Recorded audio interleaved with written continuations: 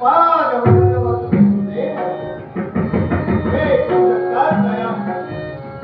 हरी नारायणचा अवतार गोरक्षनाथ पवित्र जमीन हे भगवान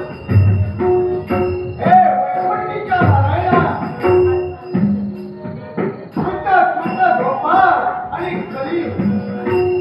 गोपाळ युग संध्याची वेळ समीप आली त्याच वेळी गोपाळ कृष्णाला आम्हा नाव नारायणाला द्वारकेच्या ठिकाणी पाचारण केलं आणि त्याच वेळी गोपाळ कृष्णाची आज्ञा नाव नारायण हो याचा पुढे दोन जबाबदारी आज तुमच्या माथे आम्ही घेतो कारण मा पतिव्रता वृंदा त्या वृंदेच्या शापामुळं पुढे येणाऱ्या कलियुगात सारा 33 कोटी देवता दगडाच्या रूपानं वावरणार आणि त्यामुळे काय होईल तुझ्या विश्वात अधोगती निर्माण होईल देवतांवरील मानवाची श्रद्धा कमी होईल भक्ती मार्ग लोप पावला जाईल अधर्म अत्याचाराला प्रोत्साहन मिळेल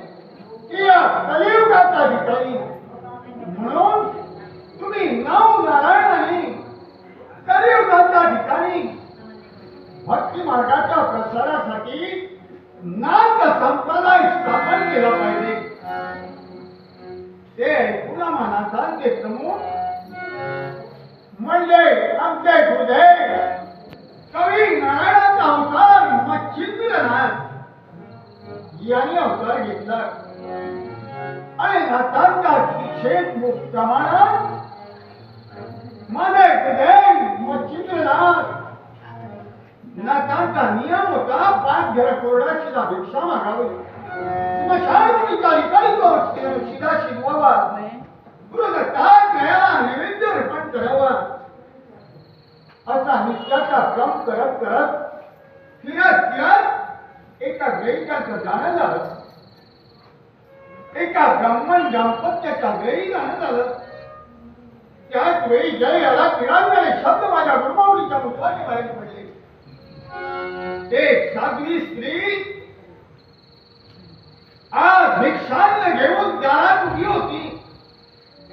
पण तिच्या नेत्रावर अश्रुधारा वाहत होत्या गुरुमाऊलीने माझा 7 प्रश्न विचारला माई